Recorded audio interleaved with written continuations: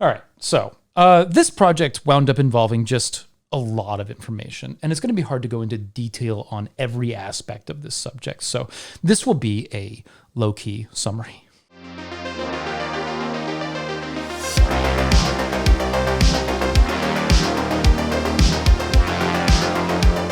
So, Norse myth is populated with several controversial deities. None, however, not even the enigmatic Odin, quite reached the level of Loki.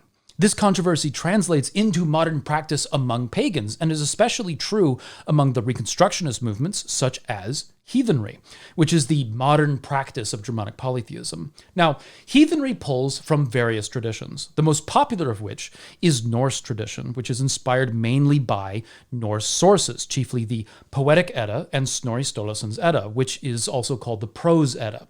And these are the sources that mention Loki, this eternally controversial figure. Among heathens, the discussion around Loki is often contentious, often to the frustration of Lokians, which are heathens who worship Loki. Across various social media platforms, in broader heathen discussion, and even among smaller communities, the problem of Loki appears, often as a divisive force. Even the Troth, widely reputed as the largest inclusive heathen international organization, had, until 2019, banned the hailing of Loki at Troth-sponsored events. And there seems to be some confusion as to whether or not this Loki ban was ever explicitly discussed or even decided. But according to previous Troth publications, it was certainly enforced and then lifted. This was a regular source of conflict within the organization. And honestly, there's a lot to discuss there. There's too much for this video. But the hailing of Loki's especially spicy children, Jormungandr and Fenrir, was unacceptable to hail at Troth events until June of 2023. Yeah. Earlier this year, months ago. For context, my videos on Jormungandr and Fenrir came out while the hailing of these deities was banned. Whatever the case, the Troth, as an apology of sorts, is doing an annual bloat to Loki for 10 years, once for each year he was banned. Whether or not there will be similar efforts towards Jormungandr, Fenrir, Engerbotha, or others that were banned remains to be seen. So, as you can see, there's a lot of drama around Loki. And this isn't the only example. In academia, Loki has ranged from a chthonic mountain dwarf to a trickster, a god of fire, a god of darkness, a god of spiders, to plainly Norse myth's Satan. This is certainly a wide variety of interpretations, but this is a deity that at times has a seemingly contradictory personality. Academics have, for decades, argued over the nature of Loki, attempting to make sense out of him. The scholastic page count out there on Loki rivals that of Odin and Thor, but with them, scholarship is far more unified. With Loki, there remains significant division. So who is this figure that inspires so much discord among both academics and practitioners? Nothing seems clear about Loki at first glance, not his allegiance, his associations, or even his gender. Despite this, Loki has a number of myths to which we can reference in order to learn more about him and his complex character. Usually, more information is a good thing, but Loki being Loki is an exception to this rule. This wealth of myths has, to a degree, been a weakness rather than a strength in interpreting Loki. We do not get a simple picture of a consistent character throughout these myths. Instead, we get a complex character who can seem unpredictable and difficult for practitioners to defend. And yet, his worship persists. So, let's dive into the Eddic myths of Loki and see what we can find. A little bit of housekeeping first. Typically, these myths are divided into 3 categories. We can divide them into myths in which he is seen as a positive figure, a negative figure, and as both a positive and negative figure. Let's tackle the ones in which he is a positive figure first. These are the legends that set the stage and depict Loki as just another god among the Aesir. And then we can go into the spicy myths.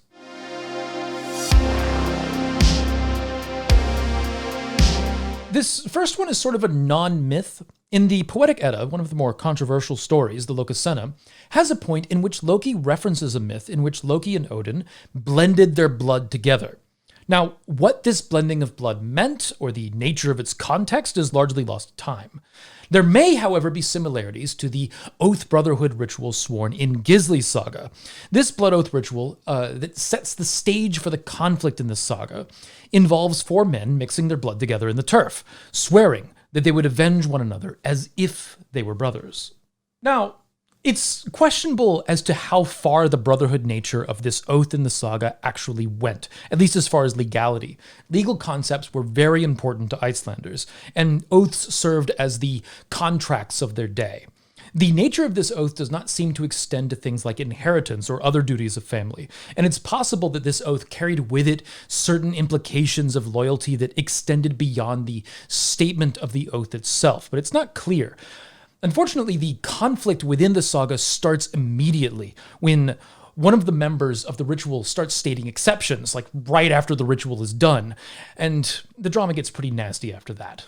Now, some will take this story and draw a parallel between this ritual and Loki's statement to Odin. They blended their blood together. Now, what does this actually mean other than a ritual took place? Not much. Some have taken it to mean that they are blood brothers or oath brothers, but this is never actually stated. If this oath had implications of brotherhood, we have no record of it. A ritual of some kind did take place, though, and Loki makes reference to it when he wants to stick around and insult everyone in the Lokasena. This ritual was performed between himself and Odin, and it seems to have had a symbolic oath that they would not imbibe in beer unless it was brought to both of them. At least, Loki says that this oath was made by Odin. Perhaps this is why Odin prefers wine. It's unclear if this oath was reciprocal, but we can presume as much. However, it's entirely possible that Loki's half of the oath could have been distinct from Odin's. We simply don't know.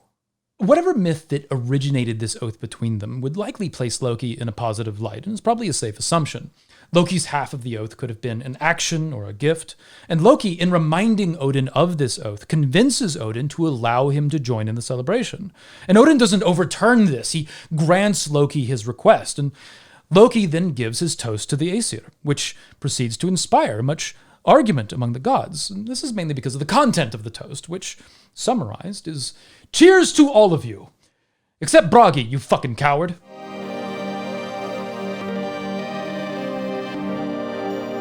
This next myth is, despite being a positive myth about Loki, one of the more controversial. This myth not only shows Loki in a positive light, but also shows his cunning and intelligence. This is the famous myth of Thor and Loki retrieving Mjolnir from the land of Jotun. Thor's hammer is missing, and it has come to be in the possession of the Jotun Thrym. Thor is obviously concerned and goes directly to Loki to help solve the problem. Thor and Loki attempt to devise some solutions to reclaim Mjolnir. The most direct solution would be to give the Jotun what he wants, which is a marriage to Freya. Freya, however, seems less than excited about this idea, and she refuses. Heimdall, however, suggests the idea of disguising Thor, dressing him as the bride as an act of deception. And Thor is less than happy about this notion, but Loki convinces him, no, this is the best solution. You know that friend that, maybe you are this friend, that after hearing like an objectively terrible idea, like horrible, goes, "No, that's a great idea." Loki, using his skills at shapeshifting, devises a disguise, perhaps using some of his shapeshifting magic on Thor. This is suggested later as Thor appears convincingly as Freya, but has fierce eyes, which is a common exception in shapeshifting stories. Another example of this is in the saga of Kraki, in which Bera recognizes her husband by his eyes while he is in the form of a massive bear. If you want to know more on that story, I have a video on it, which I will link below. Refusing to abandon his friend, Loki volunteers to go with Thor on this adventure, and routinely covers for him throughout the ordeal. Thor arrives fully in disguise, but still acts like Thor with his massive appetite, eating an entire ox, multiple fish, and a host of other munchies. Loki, appearing to have shapeshifted into a maiden, skillfully excuses Thor's behavior and his intense eyes. With Loki's help, Thor recovers his hammer and then proceeds to kill all of the Jotun present in his usual way. An obvious discussion, albeit a spicy one, that comes out of this conversation is gender and identity within Norse myth. The kennings in this myth seem to suggest that Loki's shapeshifting and Thor's apparent shapeshifting are distinct. Loki's kennings include the shrewd maid, whereas Thor's kennings include the husband of Sif, suggesting that Loki's shapeshifting is more than simply adopting a form, whereas Thor, even if shapeshifted, is wearing a costume that isn't part of himself. Thor, interestingly, suggests severe discomfort with the very concept of wearing this disguise, shapeshifted or not. He is uncomfortable with it. Loki, on the other hand, doesn't seem to care, and this is just part of their approach to identity. For Loki, social boundaries that are more important to others are not so sacrosanct, and they can be crossed, experimented with, or undermined. And for the purposes of retrieving Thor's hammer, Loki cares about what works, not what is socially appropriate to everyone else. Thus, Thor retains his masculinity, whereas Loki becomes feminine, despite both of them appearing and dressing as women in the story. This myth, in my opinion, best represents the friendship aspect of Thor and Loki's relationship.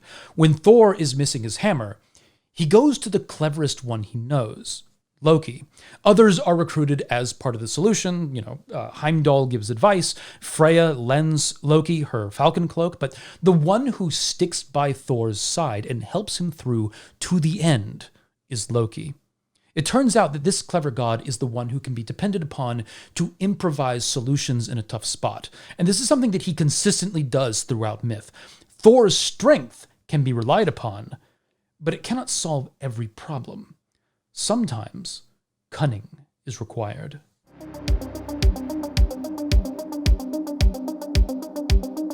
Another story involving Loki comes from Snorri's Edda, in which Loki is again the companion of Thor in the land of the Jotnar. And this is one of the more famous stories of Thor, in which he is challenged by Útgarða-Loki to fight against a Jotun personification of old age. And this is a challenge which brings Thor to one knee.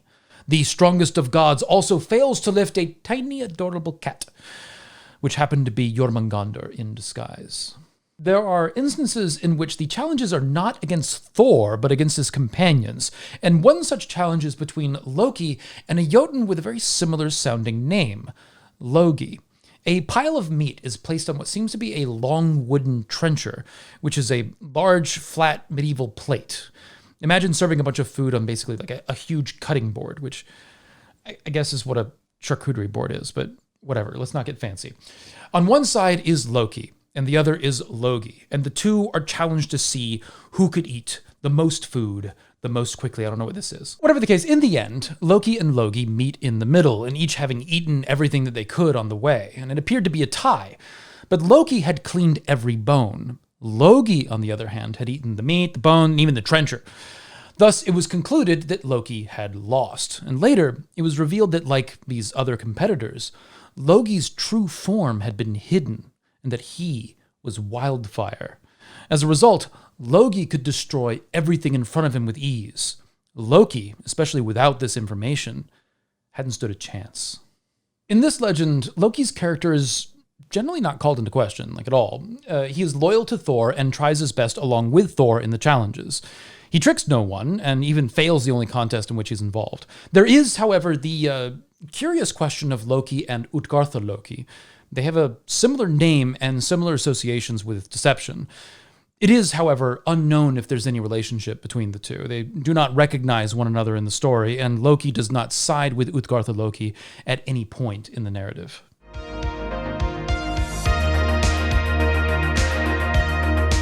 Finally, there is the curious possibility of Loki's association with the creation of humanity, and perhaps a bit more than that. The Völuspá contains an account of the creation of mankind by a trio of deities, that is, Odin, Honir, and Lothar. And the same trio is spotted later in Snorri's Edda prior to the kidnapping of Ithun, except it is Odin, Honir, and Loki. And this begins a curious association that may be the case between Loki and Lothar. Examining this further, we see that Loki has an array of kennings and nicknames throughout Eddic writings. Among them is Lopt, for example, which may be translated as Skywalker, basically. Having alternate names with poetic meanings is fairly common for the gods. Thor has a few. Odin famously has too damn many of these things. It's all very confusing for those of us reading 1,000 years later with a lot of context removed. So we're left to kind of figure out what names might be a reference for who. I love history. I hate history. Kill me, please. These kennings and nicknames are casually used to replace his name in various bits of poetry and descriptions, as is often the case with many of the gods, only increasing the absolute lack of fucking clarity. Lothar may be one of these names for Loki, like Lopt, and scholar Rudolf Simek points out that the strongest evidence for connecting Loki and Lothar is within the kennings for Odin, among which is Lopt's friend, and Lothar's own kennings refer to Odin in an analogous position. Now, to be clear, this is not a certainty. Lothar has been defended as being a fertility deity unto himself, unique and independent from other deities, and he certainly would not be the first deity with which we have scant mention and nothing more, which makes all these nicknames and kennings all the more confusing. Another theoretical identity for Lothar is Freyr, another masculine deity known for fertility. And this possibility is mainly postulated because of Lothar's association with the creation of mankind, in which the trio of gods each gives a gift to mankind. Odin gives the physical breath of life, Honir gives spirit, and Lothar gives the gift of blood, warmth, and vitality. And this may give Lothar an association with fertility, and this may give his identity as Freyr. But academics and Lokians alike have argued that this actually better fits Loki, whose sense of humor and rebellious spirit certainly fits as the deity who gave humanity their warmth. A further wrench is thrown into this dynamic if one takes the pretty reasonable approach of simplifying the various trios involving Odin. There is Odin, Honir, and Loki at the introduction of the Ithun myth. And there is Odin, Vili, and Ve in Snorri's myth of the creation of mankind. But in the Völuspá's creation of mankind myth, you have Odin, Honir, and Lothar.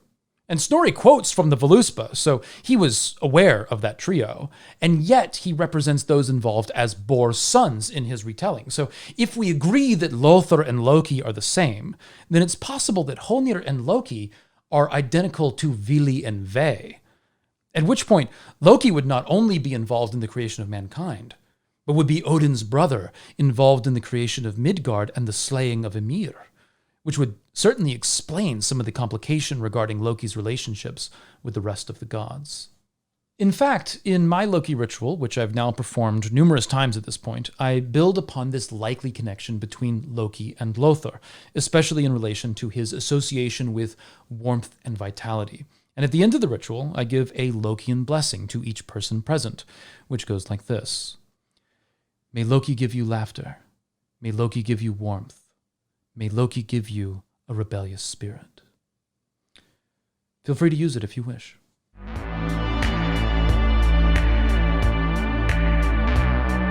It's no secret that Loki has a wealth of negative myths associated with him. He is often branded as the villain in descriptions, retellings, various adaptations. Even among adherents to the religion, some consider Loki to be evil, or at least a negative force.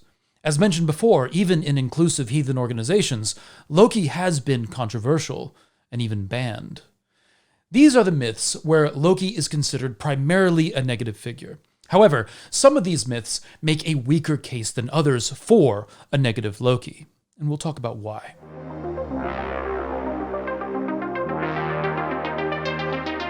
The first among these negative myths is the story of Thor's battle with Geroth. The story begins with Loki, wearing his falcon form, borrowed from Freya, fluttering into a meeting of Jotun in the court of Geroth. The Jotnar were angered that Loki had appeared in their court, but he was just kind of sitting there, chilling, in the rafters, hanging out. But their leader, Geroth, ordered one of his minions to capture Loki. I love this next part because it shows that people's sense of humor, it's the same. In what is sort of a medieval version of being a bit of a troll, Snorri states that Loki had intended to let the Jotun go through this entire process of climbing up into the rafters to retrieve him before just casually flying off. Loki is Bugs Bunny. This would have been super clever and funny, except it didn't work. You see, he got the timing wrong and his plan backfired. Instead, Loki was captured and starved for 3 months. Not quite the intended result, but under duress, Loki would finally promise to return to Gareth's court, this time with Thor, but that the strongest of gods would be without Mjolnir or his girdle of strength. Loki convinced Thor to come visit Gareth, but on the way, Thor and Loki stopped to visit with Gryth, the Jotun mother of Vithar the Silent by Odin. And Gryth, viewing Thor as family and knowing the treachery of Gareth, decided to equip Thor with her own weapons. She gave him her girdle of might, iron gauntlets, and her staff. Thor then entered the court of Gareth accompanied by Loki, but armed with gear not his own. The Jotun attacked what they believed to be an unarmed Thor, but Thor expected these attacks and fought back. He withstood the tricks employed by the Jotun in attempts to overwhelm his strength. Thor alone, and without Mjolnir, is, after all, still Thor. The Jotun host had attempted to kill Thor by throwing a mass of molten iron at the god of strength, but Thor caught it with his borrowed iron gauntlets and hurled it back. Gareth, who had hidden himself behind a pillar, was struck and killed with the molten iron, which went through the pillar and into him. This is, of course, after Thor broke the backs of Gareth's daughters who had attempted to kill him by crushing him up against the ceiling, but Thor had foiled them by using his borrowed staff to protect himself. If your first thought about this myth is that it doesn't really seem to be that negative about Loki, I agree with you. The accusation that this is a negative myth about Loki seems predicated on the idea that somehow Thor cannot take care of himself. Loki had found himself in a bind, caught between the dishonor of breaking his word and the dishonor of manipulating Thor. And he sided with his word, as is consistently the case with Loki.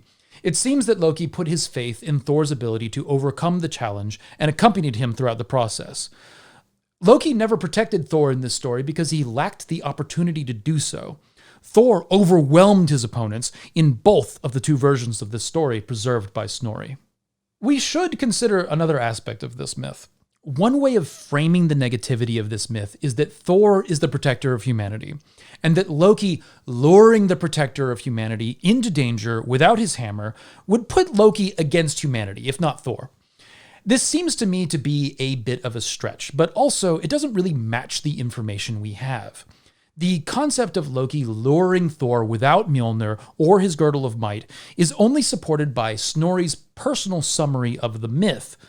In the older source, the Thorstrapa, which is preserved by Snorri, Thor destroys the Jotnar with bloody hammer. This would suggest that Thor has the Mjolnir, which means that either Loki didn't make the promise at all, forgot to mention it, or even that Thor just ignored that part of the request. Who knows? Whatever the case, it doesn't really seem that Thor is at any point at risk. Again, Loki never acts to save Thor in this myth, but there's never really a point where that's needed. This doesn't seem to be a myth where Loki tricks Thor, but rather one where Thor saves Loki. Another point to consider is that there is an obvious loophole in the promise that Loki made. Loki promises to bring Thor without his hammer or belt. He does not, however, promise to bring Thor unarmed, though in Snorri's telling, Thor is unarmed until they stop at Gryth's house. Perhaps this stop was Loki's idea, knowing that Gryth would provide Thor with weapons. His promise would be kept, and his friend would be armed. This would make Loki's actions in line with the promise in a way that is technically correct, which you'll see is a trend of Loki's behavior. This dude is straight up a rules lawyer. A third version of the legend is recorded by Danish historian Saxo Grammaticus. Now, in this story, a group of explorers found the aftermath of Gareth's destruction. The wise warrior Thorkel, aware of the legends of Thor, taught the group that Thor had driven a molten ingot into the vitals of Gareth and had killed his daughters with thunderbolts, suggesting that Thor had his hammer throughout the ordeal. In this version, Loki is not mentioned at all, nor is the promise of Thor arriving without Mjolnir or his belt. What is preserved is the fact that Thor overwhelmingly defeated the court of Gareth. And as we can see, Loki's contribution to this myth varies between each telling. Therefore, it is difficult to establish a negative presence of Loki as authentic. Even Snorri's telling at face value does not necessarily produce a negative Loki in this story. and certainly not a malicious one.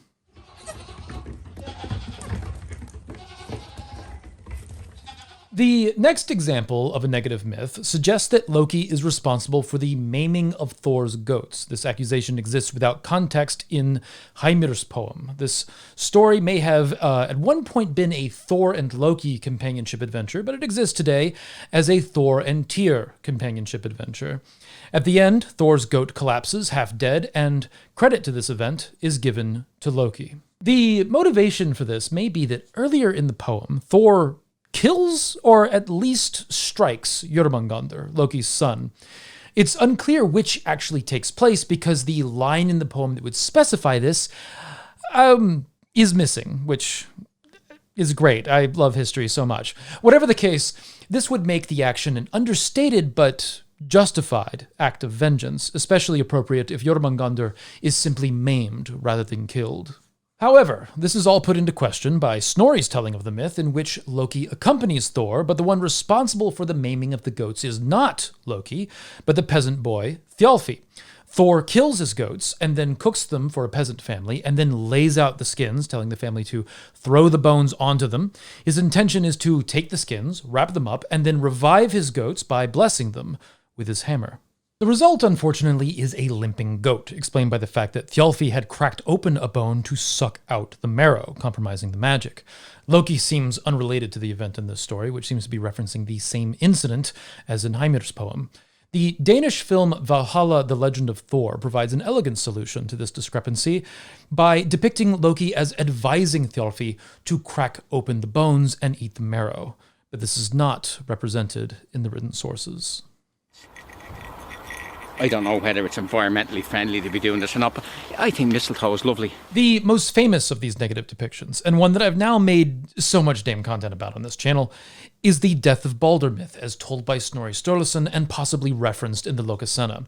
This myth is the most discussed in the academic history of Norse mythology, and seems to be a pivotal event in the broad mythological timeline. The portions which concern Loki happen after Baldr appears to have been made invincible. The gods were taking great joy in the game of throwing all kinds of objects, weapons, rocks, sticks, hamsters, at Baldr, and watching them simply bounce right off. Loki disguised himself as a maiden and learned from Frigg that she had made every item in the universe promise never to harm Baldr. Frigg also explained to the maiden that she had not made mistletoe swear the oath because it was too young. Loki, no longer in disguise, took advantage of this information and went to pluck from the mistletoe. Then, in his infinite wisdom, he somehow managed to sharpen said mistletoe into a weapon.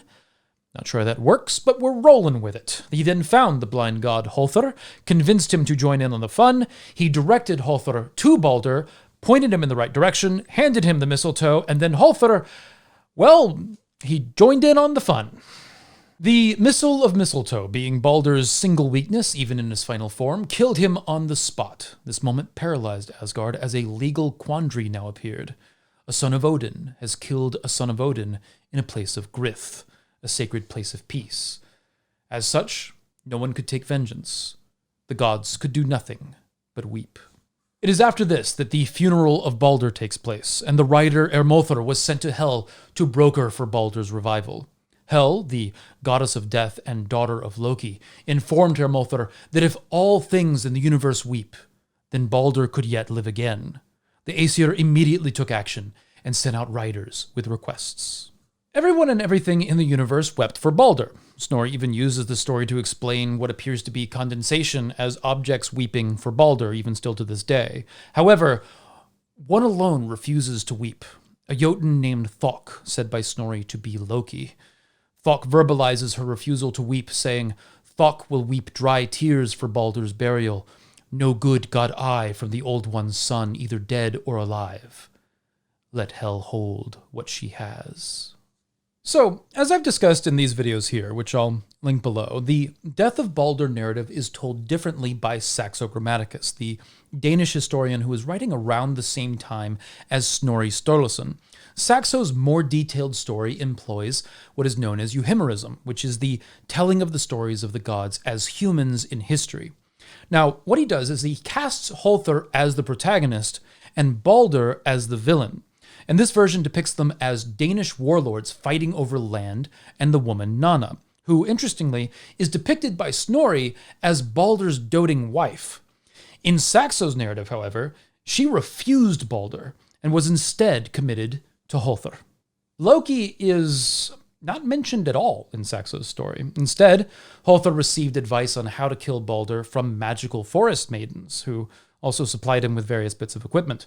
This complicates matters as the story is not without its parallels to Icelandic myth. For example, Vali takes vengeance on Hothr in both Saxo's narrative and in Snorri's.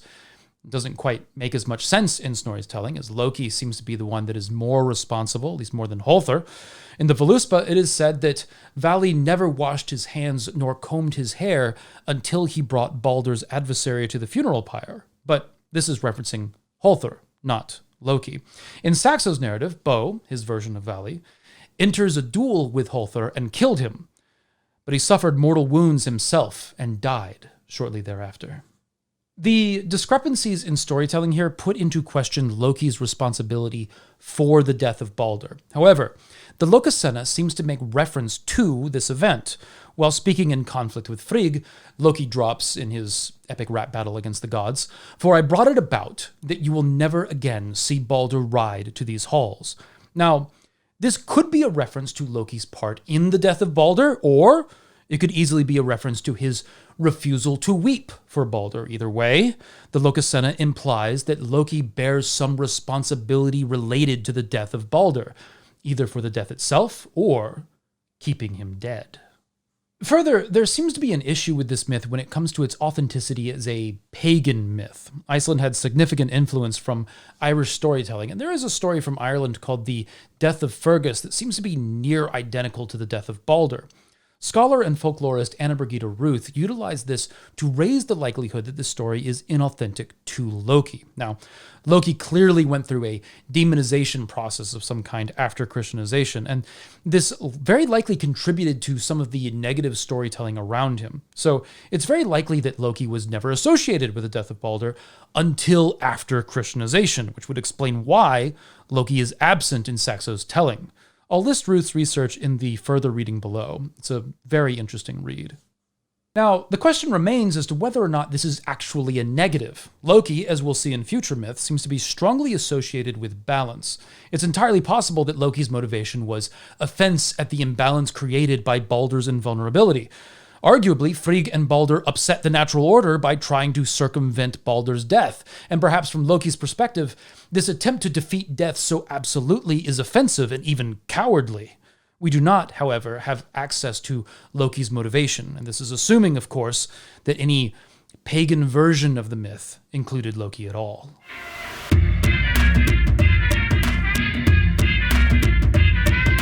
This leads us to the Lokasenna itself, which is seen by many as a negative representation of Loki. The basic structure of the myth is that Loki gets involved in a war of words with most of the Aesir, honestly. The introduction to this myth has what is probably the most clearly negative action of Loki, which is that when praise is given to one of Aegir's servants, he kills one named Fimafeng. However, this is probably not authentic to Loki, as respected scholar Rudolf Simek notes that Fimafeng's addition to the myths appears to be very late. He's not mentioned in the Lokasenna itself, nor anywhere else other than this introduction. The lateness of this addition to Loki's character inspires questions as to its authenticity. Loki appears to kill in a fit of jealousy, and it doesn't really fit. It's hard to justify that such an action by Loki would have contributed to a historically negative view of the deity if the victim of his crime is a deity that did not appear in the mythology until long after the practices of heathenry had been nominally banned from public life. This story appears to be part of the post-Christianization demonization of Loki. While the Lokasenna's preamble appears to be late, the poetic portion in which Loki gets into an actual war of words may have pagan origins. There's a bit of a debate as to where this lands. Is it Christians pointing out the pitfalls of pagan gods, or is it pagans pointing out that the gods each have their faults? Could be either way, really, or even both. It's entirely possible that a pagan story about the faults of the gods was used by Christians to highlight the imperfections of pagan gods when compared to the perfection of Christ. In either case, Loki is the central character in this narrative who discusses the flaws of the gods. So let's take a closer look. The Lokasenna continues after this preamble, and Loki approaches the hall in which the gods are celebrating. He debates his entry with Eldir, who stands at the door. Upon entry, Loki convinces Odin that he is oath-bound to hear him out. Odin allows Loki to sit, drink, and speak his words of blame to the gods. What follows is a war of words between Loki and the rest in attendance. Odin and Loki call each other perverts, and the details of their insults cause those of us reading later to associate both of them with Seithur, a Norse divinatory practice commonly associated with witchcraft. Bragi is accused of cowardice, and Loki accuses a variety of goddesses of infidelity, including Sif and Ithun. He also just out-of-pocket accuses Njordur of having been used as a pisspot by the daughters of Heimir. Some of these accusations have references elsewhere in myth in which they can be confirmed, others do not, but they also lack disconfirming myths. Confirmation remains to be found on Njordur's status as a toilet. Odin's accusation against Loki furthers the complexity around Loki in regards to gender and sexuality. Certainly, going into the underworld and getting impregnated as a cow likely deviated from the cultural norms of medieval Scandinavia. Loki's insult back to Odin might be an attempt to bring him off his high horse, showing that he too deviated from the cultural norms of the day. This seems to be the case for much of the Lokasenna. The gods attempt to engage with Loki, but Loki knows their secrets, and makes the point that none of them are any better than he. The gods all have their negative associations, and Loki holds them to account. Is he perfect? No, but he never claims to be so. My question is this really a negative myth, or just a myth where Loki's honesty is impolite? Truly, the Lokasenna is a boon to Lokians, as it secures Loki's place as a rebellious truth-teller, and reveals that any point made against Loki has a counterpoint among the rest of the gods. Has Loki made mistakes? Sure. But this does not make him unique. The Lokasenna finally ends at the appearance of Thor, who threatens Loki with his hammer if he does not quit his shit. Loki responds that for Thor, he'll leave, if for no other reason that he knows that Thor will deliver on his threats, implying that the other gods would not be so bold. After he leaves, the gods chase him down and punish him. His famous binding is represented here as punishment for his words in the Lokasenna, rather than the death of Baldr, as Snorri states. Even Loki's punishment seems to be a place of inconsistency. Though they disagree on the reason, the Poetic Edda and Snorri's Edda both describe a similar scene. Loki's sons are disemboweled, and Loki is bound with their guts. Skothi places a poisonous snake over him. Sigyn, Loki's wife, about which there is very little information, stands next to him with a basin to collect the poison that drips onto him. When the basin fills, she must go empty it. While she is gone, the poison drips onto Loki directly, and he writhes in pain, causing earthquakes.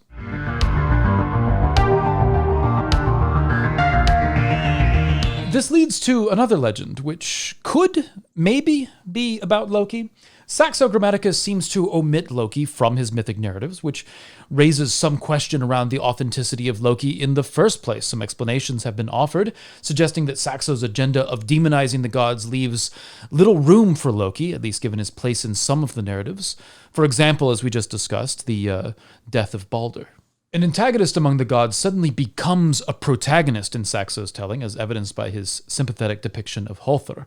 Ultimately, Saxo never tries his hand at a sympathetic Loki, but he does represent something that may or may not be Loki in Book 8 of his narrative. Saxo covers a story involving two journeys into what seems to be the underworld. They contain hallmarks of otherworldly adventure and give a sense of a demon-infested labyrinthine world reminiscent of Blizzard's Diablo. The expeditions are led by the learned adventurer Thorkel, mentioned earlier in relation to his knowledge of the Garroth legend. The expeditions themselves take some horrific turns, and many of the men of the adventure meet the end of their lives in ways that honestly call to mind the 80s slasher genre. The inspiration of the second expedition comes from King Gorm, who is not to be confused with the Danish king known as Gorm the Old, even though this is a Danish King Gorm who is old. Whatever the case, King Gorm, in his old age, wanted to understand what the afterlife might be as a worshipper of Útgarða-Loki, and Gorm had made an offering to Útgarða-Loki for a safe return home on the first expedition, and Útgarða-Loki had granted good weather, securing safe passage. So Thorkel is compelled to go on a second journey to this haunted realm with another group of men, many of which will be led to their doom. In the depths of the caves beneath the earth, they come across the bound figure of Útgarða-Loki, a huge creature draped in fetters. He is kept in a repulsive chamber, slithering with snakes. Saxo describes his rank-smelling hairs that were as long and as tough as spears, and Thorkel takes one of these hairs with him as proof that he had completed the journey. But as soon as the giant strand of hair was in his possession, a powerful stench covered the room, and snakes leapt from the wall, spitting their venom. The Vikings raised their shields and rushed to the exit, but the demonic snakes flew over them and spit their venom down from above, killing many of the men. In the end, only 5 men would escape the caves and embark with Thorkel for their return, and of those, 3 would die on the journey home due to the effects of the poisonous gas. Saxo takes this rather delicate moment to turn Thorkel into a sort of proto-Christian of sorts, saying that while other men prayed to their idols, Thorkel reached out to the god of the universe for calm weather, pouring libations during his prayers. His petitions would be answered, just as Gorm's was when he prayed to Útgarða-Loki on the same subject matter. Thorkel would finally make it home, but when Gorm discovered the nature of his account, he sought to have Thorkel assassinated before he could be readily informed. I don't know how this helps, but that's what he decided to do. Thorkel learned of this and left his bed early in the morning, replacing his body with a log, basically doing the Ferris Bueller trick. And the king's men would attack the log in his bed instead of the wise Thorkel, so the Ferris Bueller trick worked, and the king's warriors attacked a stick. Rather than take his revenge, Thorkel appeared before the king and simply spoke that he would pass on his duty of revenge and just tell the king what he had found. This was agreed to, and Thorkel explained that Gorm had been worshipping a beast in his mistaken spirituality. And during Thorkel's telling of this story, Gorm fell dead from the descriptions alone. So, there you go. Thorkel, to erase any doubt in his words, produced the foul-smelling hair that he had taken as proof, and the hair released its poison into the hall, causing the deaths of several bystanders. Just to prove a point. I just want to say that I think this legend is amazing for ending with Thorkel telling a story so scary that a king falls over dead, and then following that up with a hair fart that kills half the court. This legend is certainly curious, and it's very much metal. It may or may not be about Loki. Útgarða-Loki actually appears in Snorri's narrative as a character distinct from Loki himself. Loki is even present and aids Thor against Útgarða-Loki, and it's possible that Útgarða-Loki and Loki were at some point the same entity, but eventually split off, creating distinct personalities in myth. Útgarða-Loki's name means Loki of the outer world. Perhaps this makes reference to Jotunheim, but maybe it makes reference to some sort of mirror world version of Loki, who is far more malicious. Perhaps there's an unknown legend of Útgarða-Loki's origin that is somehow caused by Loki, likely by accident. Though the two don't recognize each other in the myth with Thor, which would significantly lower the likelihood of this, but that doesn't change the fact that I think it's a very cool idea, and I don't know, we can determine truth on the basis of coolness, right? Yeah, there's no problem with that. Curiously, this could also mean that the figure who is bound is not Loki, but Útgarða-Loki. And there's some scant discussion on this, but nothing conclusive that has been confirmed, and let's be honest, likely never will. The other thing about this that's curious is that Saxo is referencing Útgarða-Loki. The idea of an outer world Loki implies the existence of a non-outer world Loki, and this would mean that even though Saxo never mentions Loki directly, he certainly implies his existence. This legend from Saxo is sometimes used as evidence for the worship of Loki as a negative, that the true nature of Loki, even if he answers prayers, is that of a horrifying beast. However, as a heathen, this would be a little weird, as this is taking at face value the narrative of Saxo Grammaticus, a man who depicts Odin as a amoral, manipulative wizard, Baldr as an arrogant man-child and a jealous lover, and Thor as a brute who looks down on humanity. If you're using this legend that might not be about Loki to explain the true nature of Loki, then I have bad news for you concerning the rest of the gods. Saxo's narratives, therefore, are worth a critical reading. It's safe to say that any heathen reading Saxo should probably not take his accounts at face value. His bias is overt. His agenda was very obviously to preserve Danish traditional stories and history while shaming its pagan past. And this brings us to the point of the story. Thorkel is depicted as a proto-Christian who finds the right god and shames the pagans for their practices. This isn't a story against Loki. This is a story depicting pagan gods as fallen beasts. Saxo is communicating what he believes to be the folly of pagan ways generally and the superiority of Christianity. A heathen utilizing this story to condemn Loki worship is not only misinterpreting the story, but engaging in special pleading. Part of the challenge of heathen sources is that there is the constant and ongoing effort of source criticism that has to be employed when you're going through what's available.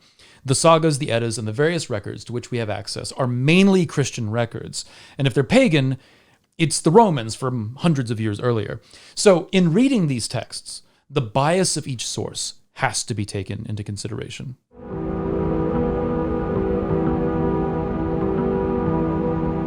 Another aspect of Loki that is typically tossed into the negative is that he is the father of monsters.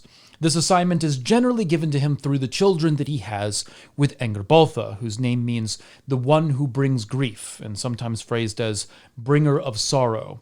Another kenning that is commonly used for her is the mother of monsters. The offspring of Loki and Engerboltha are Jormungandr, the Midgard serpent, Hel, the goddess of death, and Fenrir, the world-ending wolf who is destined to kill Odin, and perhaps Tyr. The worship of these three deities, as well as their mother, have created a similar amount of controversy within heathenry as Loki himself.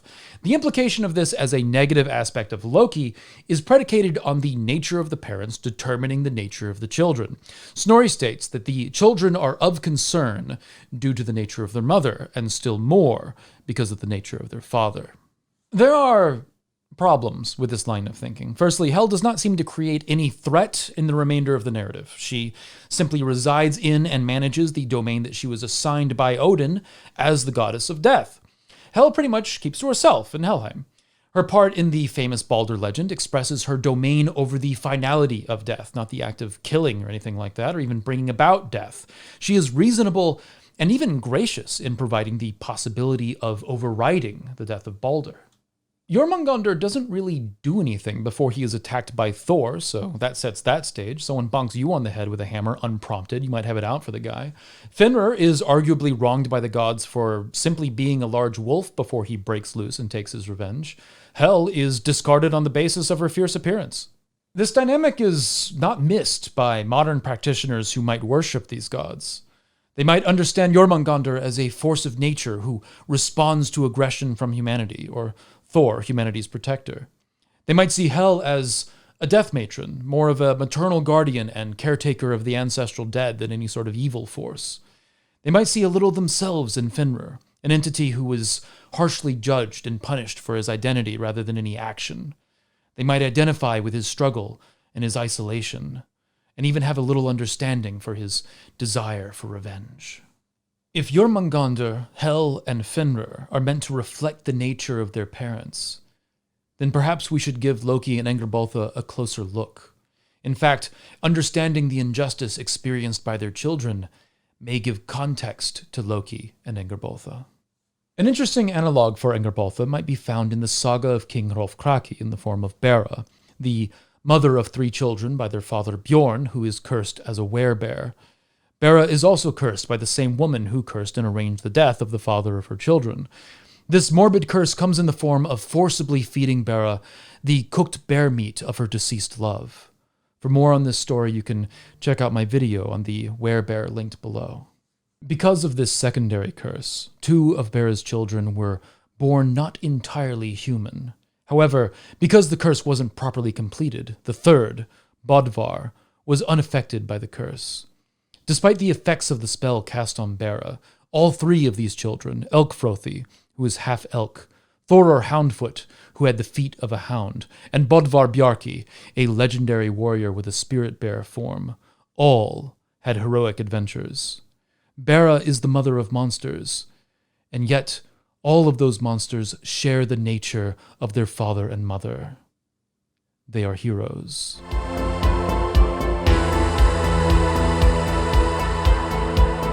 Finally, there is Loki's representation in Ragnarok. In the myths themselves, much of the cataclysmic destruction in Ragnarok is not the cause of Loki, but rather of Fenrir and Surt. Loki is present, but is part of a series of duels between rival deities. Fenrir defeats Odin, who is in turn defeated by Vithar. Thor and Jormungandr defeat each other. Surt defeats Freyr. Garm, who may also be Fenrir, fights with Tyr and they defeat each other. And Loki and Heimdall likewise defeat each other. Now, Loki is obviously on the side of this fight that does not involve the Aesir, and he is the only deity counted among the Aesir who fights against them. It may be understandable that Loki would fight on the same side as his two children, Fenrir and Jormungandr. We should note that his daughter, Hel, is absent from the story. Snorri says that Loki arrives with Hel's own, suggesting an army of the dead, but in the Voluspa, he arrives with the sons of Muspel. Again, Loki revels in contradictory narratives. E.O.G. Turville-Petre, a scholar of skaldic poetry, remarks that the Ragnarok legend seems to have a combination of Christian and pagan legends. He notes that the destruction of the world by fire seems to have some Christian influences, while the earth sinking into the sea has some Celtic inspiration. Fenrir's consumption of the sun may be pagan, while the falling of the stars may be Christian. Christian influence can further be seen in the decline of morals and the breaking of bonds of kinship as part of the lead-up to the end of the world. Fenrir's association with the fall of society is referenced in both the Hakonarmál as well as the Eriksmál. These are two Viking Age poems written to honor Håkon the Good, a Christian king, and Eric Bloodaxe, a pagan king with a violent reputation. Obviously, his name is Bloodaxe. What do you think? Both poems contain an image of Fenrir who seems to be unbound, contrary to Snorri's Eddic Fenrir. Interestingly, the story of the binding of Fenrir itself may be a post-Christianization creation. Perhaps even a creation of Snorri himself. As we can see, Ragnarok's a bit of a mess. It seems to be a Frankenstein's monster of legends, both Christian and pagan, sewn together, struck with lightning, and by the gods, it has a life of its own. Part of this combination of legends seems to be a series of rivalries that we find elsewhere in myth. Let's take the two examples of Thor and Jormungandr, and that of Loki and Heimdall. Thor and Jormungandr's rivalry is referenced several times throughout Snorri's Edda as he quotes other skaldic poets, and it's also referenced in the Poetic Edda. The rivalry between Loki and Heimdall is one about which we only get a hint. It is referenced briefly in the available fragments of Ulf Uggason's poem that he presented as a wedding gift called the Husdrapa, only snippets of which were preserved by Snorri. In these fragments, this rivalry is described as a contest over the sea kidney, which is likely Freya's necklace. These and other rivalries were likely combined into the Ragnarok legend as we know it, which exists as a product of Christianization. Whatever pagan version of this myth that exists or ever existed lies in the fragments of descriptions of Ragnarok-like events that are scattered across other poetic works, none of which mention Loki. The central character to this myth, instead, seems to be Fenrir. What is likely the case is that the image of Ragnarok that we have is heavily altered from whatever authentic myth or myths that there may have been. Loki may or may not have had some hand in it. It's difficult to say with any semblance of certainty. His involvement in the myth that we have access to currently is fairly minor and seems to be massively overstated by critics of Loki. It seems to me that in the process of the Christianization of this myth, we encountered the demonization of a number of other entities within Norse myth in order to make them fit into a Christian view of the apocalypse. Ocean from a little later here, and before we move on, I should make the point that Ragnarok is pretty much the big one as far as arguments against Loki. It's pretty much this and the death of Baldr for most people. The rest of these arguments are meant to be contributing evidence to this central point. But the more that I look into these legends, the case against Loki in either of these legends is just... It's incredibly weak. What Loki actually does in the Ragnarok legend is ride a ship, though there's conflict on which ship, and fight Heimdall until they both die. Now, I don't think anyone cares about the riding of a ship, so we'll ignore that. The battle with Heimdall just shows that there was a rivalry. Taking it at face value is a bit of a mistake. There's a huge amount of Christian influence in this legend, and what's there are echoes of other legends that were spun together, including pagan ones, including Christian ones. So, resting your case against Loki on Ragnarok or the death of Baldr, it doesn't create a very good case. I've tried to make it work and it falls apart under any honest analysis, so I cannot find it compelling.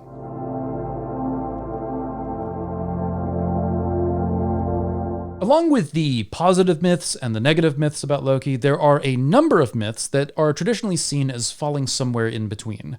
These are the myths where often Loki is the cause of his own precarious situation.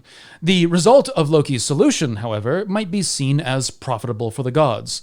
These myths cannot clearly be seen as positive or negative, even at a surface-level glance. Loki's complexity gets even more frustrating with legends in which he seems to be both the hero and the villain. So let's take a closer look at these myths.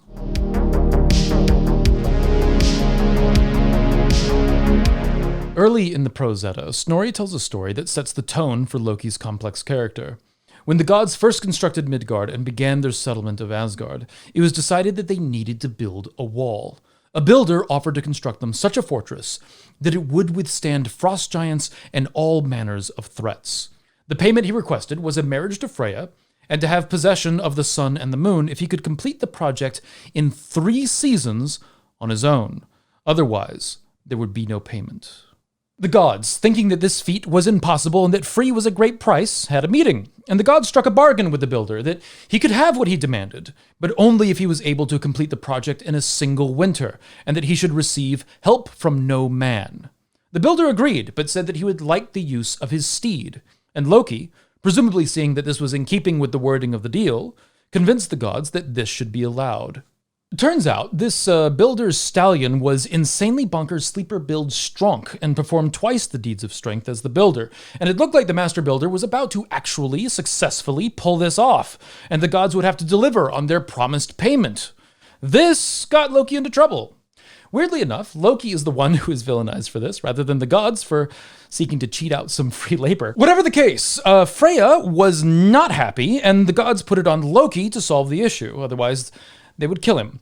Loki created a solution by turning himself into a curvy, sexy mare and luring the stallion away from the job site.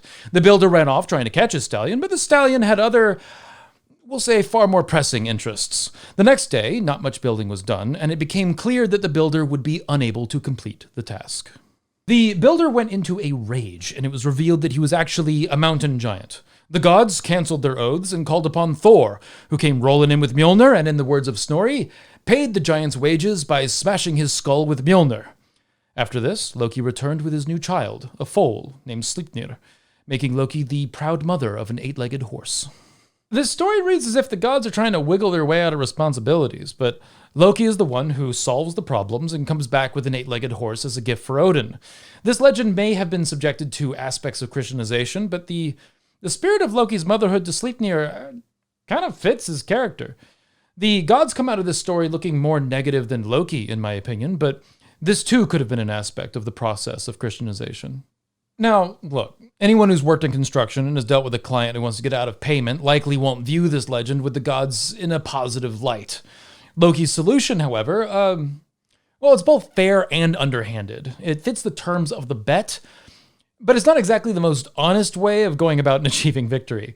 Loki is known to bend the rules but keep his word. As pointed out in other myths, Loki is basically a rules lawyer. It was never part of the agreement that Loki couldn't turn into a mare and distract the stallion, or more generally, that the gods couldn't attempt to hamper the builder's efforts.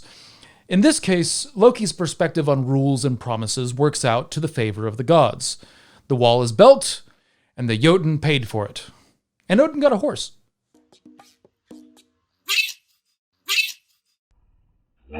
The trend of Loki gets the gods into a situation and then gets them out of it continues with the legend of Loki and Otter.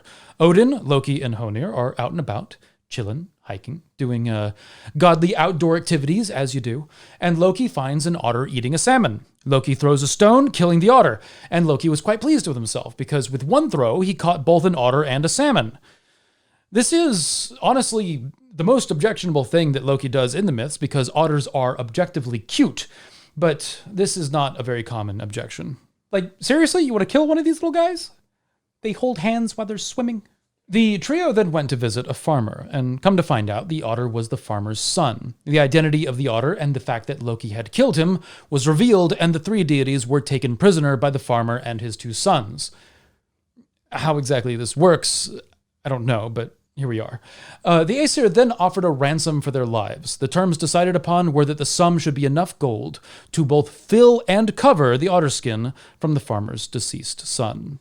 These kind of terms and conditions to pay a settlement for the death of another's family member are pretty common throughout the sagas. This understanding had some loopholes, however, which aren't really explored in this story, but at times people would see that this just meant that murder had a price, and that the question was whether or not one could afford that price. And in the Norse epic, the Saga of Burnt Njal, the same bag of silver passes back and forth between two parties multiple times as consecutive acts of revenge play out between the two families.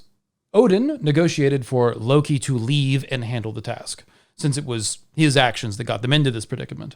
Loki found a dwarf in the form of a salmon, captured him, and ransomed his life for all the gold he had in his cave.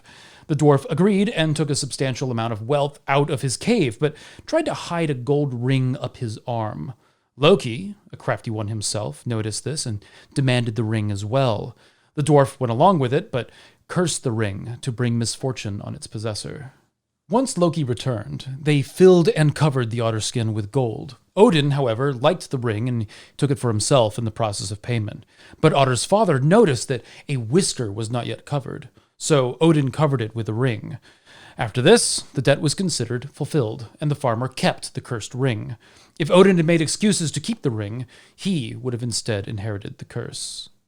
Assigning negative properties to this myth with respect to Loki seems strange to me. This is a situation in which Loki accidentally creates a problem and then solves the problem largely of his own volition. A criticism of Loki is often that his livelihood is threatened before he solves problems, but this too is a situation, I guess, in which it is life or death for Loki, but the threat is not only on him, but on others as well. Loki takes responsibility for an action that unintentionally created a problem, and he comes up with the solution. Now, one could easily argue that this solution was not exactly ethical, considering that he imprisoned and ransomed the wealth of a dwarf. This would be a reasonable criticism, in my opinion, but Loki would hardly be an exception among the gods for this kind of deed.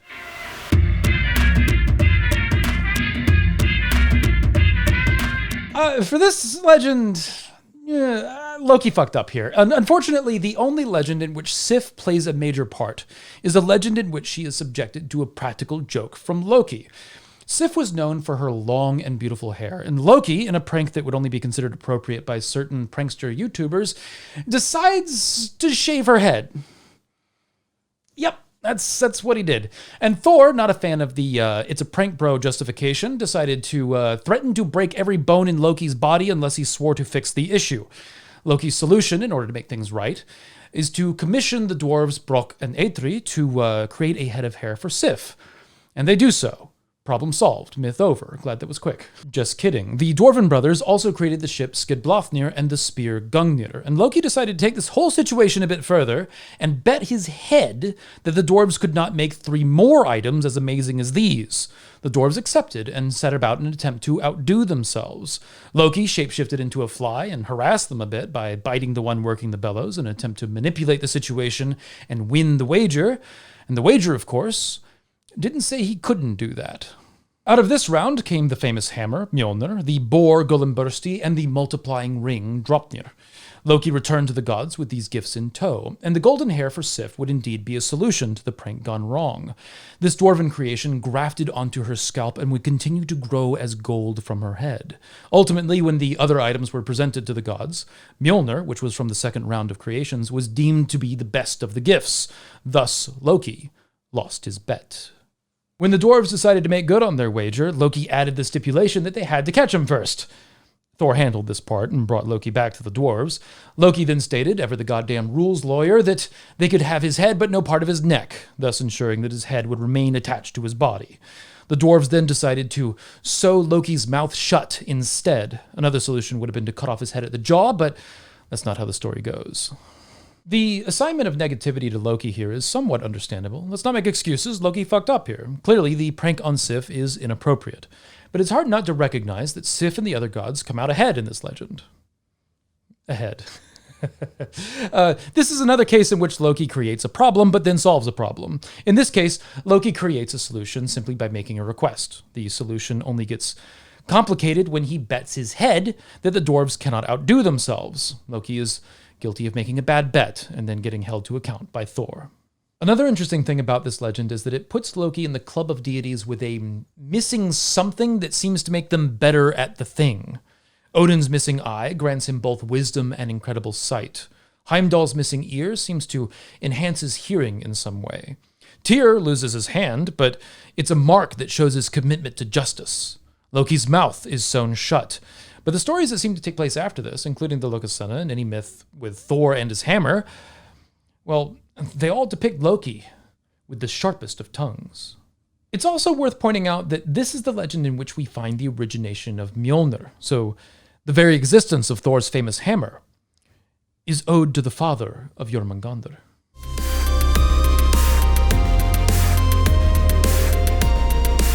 Lastly, let's take a look at the rather involved myth of the kidnapping of Ithun.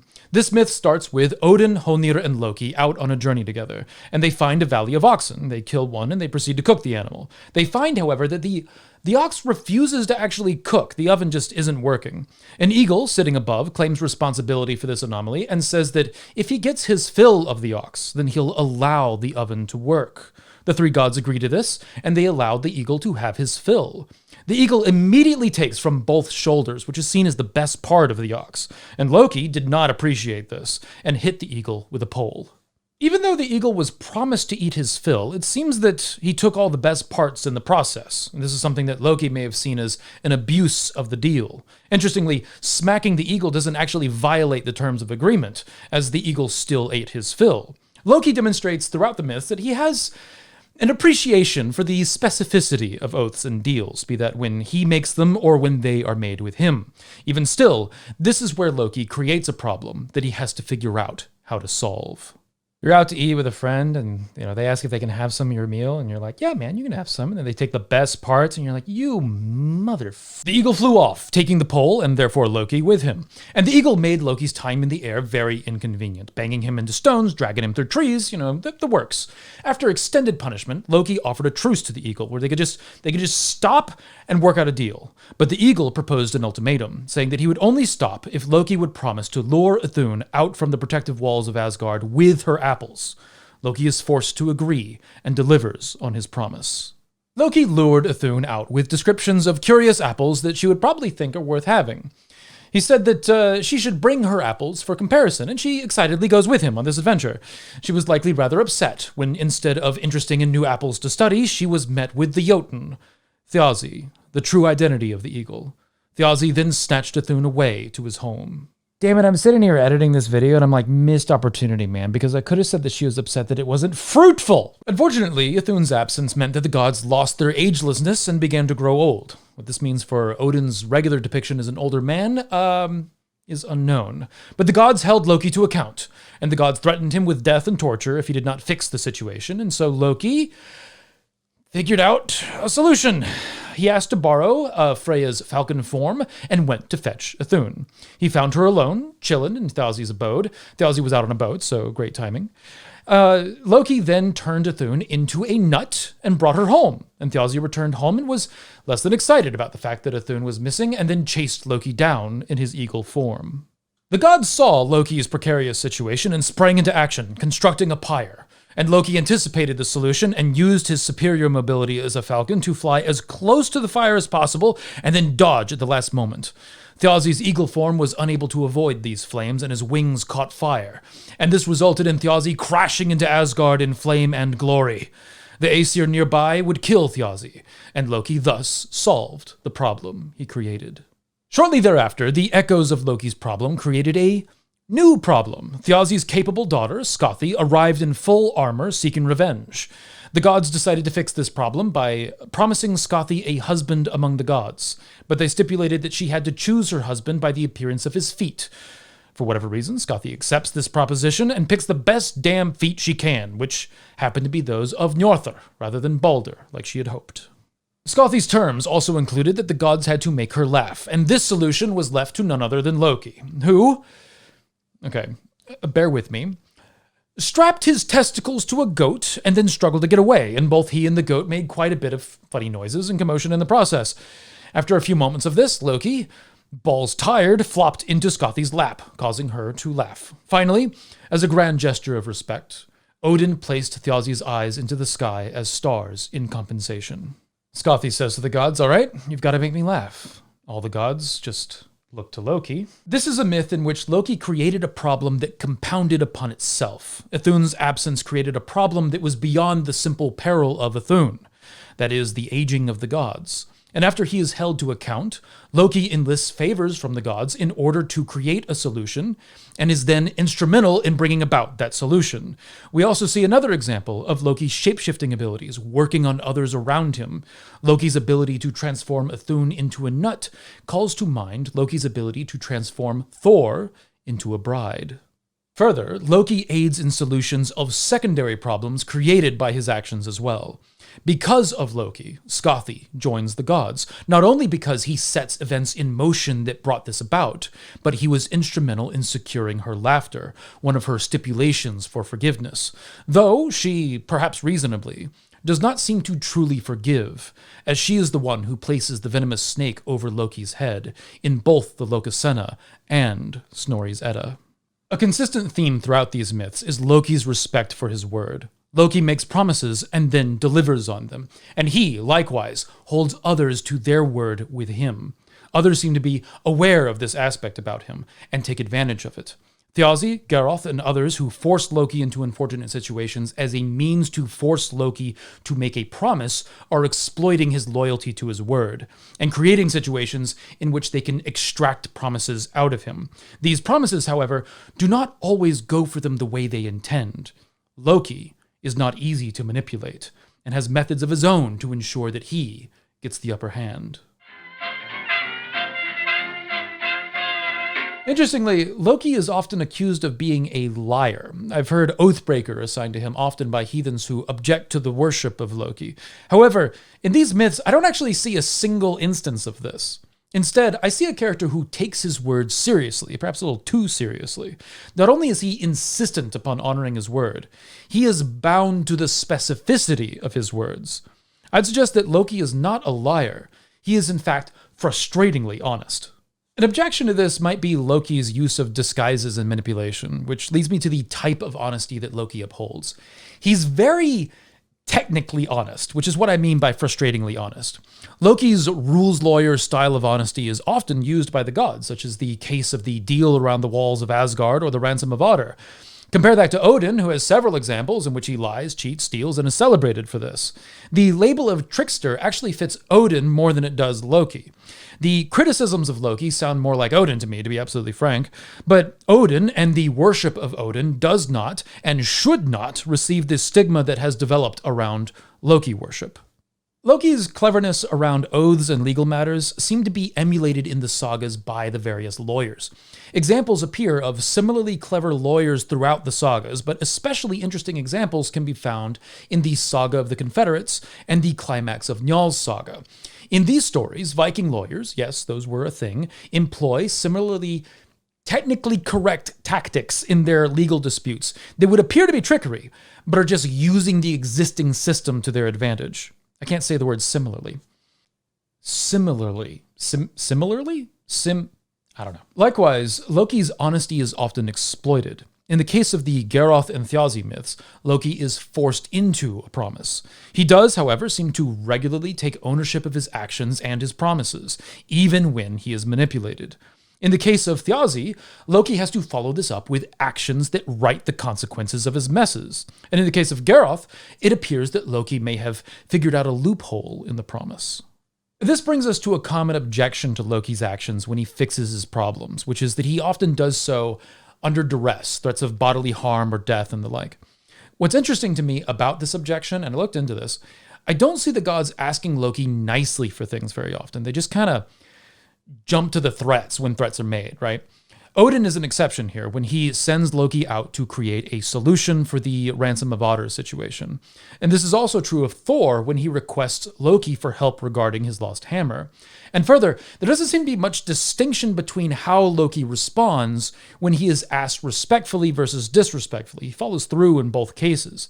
So I don't think that this can be a reasonable objection to Loki when we see examples of his agreeableness when he is asked respectfully for solutions that are both independent of his actions and also when asked to fix a problem that he himself created. This gets me to thinking about the context of the threats. Let's look at two major examples in which Loki is threatened. We have the Ithun situation and the Walls of Asgard situation. And I think the threats do not indicate what it takes to get Loki to do things, but more reflects how dire the situation is. Both of these times are existential threats to the gods. So the gods jumping to threats to get Loki to create a solution has less to do with Loki and more to do with the seriousness of the situation. Likewise, Thor's threats on Loki related to the cutting of Sif's hair likely has more to do with Thor's passion in the situation than it does about Loki's motivations. Which brings me to another point. As a Lokian pointed out to me some time ago, Loki seems just as frustrated at these situations as anyone else. Loki is routinely caught between dishonor and dishonor. The myths place him in moral quandaries to which there is no good answer, which is probably part of the point about these myths of Loki. He is often caught between breaking an oath and his relationship with others. Loki doesn't create these circumstances intentionally, but has to deal with them nonetheless. Another clear aspect of Loki's character is his identity as a shapeshifter, which has magical properties, but also seems to have some association with his gender. Loki is not consistently referred to in any specific gendered term. The gender association appears to be consistent with his shapeshifting. When Loki is Thok, she is referred to in feminine terms. As his common form, he is referred to in masculine terms. As a maiden, she is feminine, and so on. And this demonstrates a sort of ancient form of what we now reference as gender fluidity. And this feeds into Loki's position among the gods as an outsider. In Norse society, it seems that those whose perspective on gender may have been similar to Loki's were often pushed to the social fringes. And we see echoes of this discrimination in our own society and several other societies across history. It should be no surprise, then, that the modern worship of Loki is especially common among queer heathens. Another element that may contribute to Loki's identity as an outsider is his parentage. He is, and this is an interesting exception, referred to in terms of a matronym, named for his mother, Laufeyarson, rather than a patronym, which would be Farbautisson. Thor, for example, is Odinsson, a patronym in which he is named for his father. Many of the figures in the sagas would be referred to as the son of their father, and there are a few exceptions in which men have matronyms in which they are named for their mother. An example of this would be Odd Katlason in Erbia's saga, the son of the mysterious and powerful witch, Katla, who, too, lived on the fringes of society. Laufey, it may surprise you, is Loki's mother, rather than father as depicted in Marvel's comics. The meaning of her name is unclear, but it seems to be leafy. Another name for her is Null, which could be associated with the word needle, indicating Laufey's slenderness, or it could have some associations with death. We don't really know. Whatever the case, she is considered to be among the Aesir, while Loki's father, Farbauti, is a Jotun, which may be why Loki's name is a matronym rather than a patronym. While it seems socially permissible for the gods to take Jotun wives, as is the case for Freyr, Njothr, and Odin, goddesses taking Jotun husbands appears to have been taboo. Loki is the result of such a union, and as such, like in many things, Loki is a living exception. Loki is a massively misunderstood deity, and through a combination of Christian demonization and popular depictions in media such as Marvel, general understanding of Loki is rife with misconceptions. Hopefully this video can clear some of that up. Loki's complexity has had fallout across both academia and modern practice, and there is so much more to discuss regarding him than is covered in this video. So there's likely more to come. I'll list some books in the description for further reading on Loki, as there is so much information out there, both from the historical perspective and from the perspective of a modern practitioner. Just as there are misconceptions about Loki, there are also misconceptions about Lokians, the term coined for those who worship Loki. Among these misconceptions are that they worship only Loki. This doesn't seem to be the case, as Lokians often worship many gods, just like any other heathen. They just don't leave Loki out of their practice. Now, one might worship Loki and not use the term Lokian, however. The self-labeling of Lokian seems to be most common among those who place Loki in a central importance to their spirituality. The worship of Loki among heathens, though, especially in America, is such a cultural fault line that a name has been coined for those that include him among their hearth gods. To worship Loki appears to come with it certain values. One is to hold yourself to your word and reflect upon the consequences of your actions. Be clever and devise solutions. Take ownership of the effects of what you do, and do your best to make right any harm that may have come from your hands, be it directly or indirectly. There is also the value of aggressively being yourself, regardless of whether that abides by social conventions. Society has a tendency to try and put people in a box, and Lokians just may destroy the box, sometimes gleefully and with confidence. But with that, hail to my patrons for making this content possible. It's good to have people at your back. Just be sure to like the vid if you enjoyed it. The subscribe button has shapeshifted into the like button, and the like button has shapeshifted into the subscribe button. I'm not sure what's going to happen if you click them, but be sure to ring the bell for more Heathen content. And remember to find a way or make one.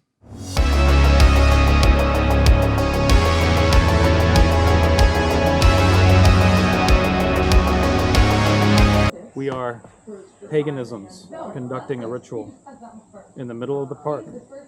And there's nothing you can do about it because the First Amendment reigns supreme.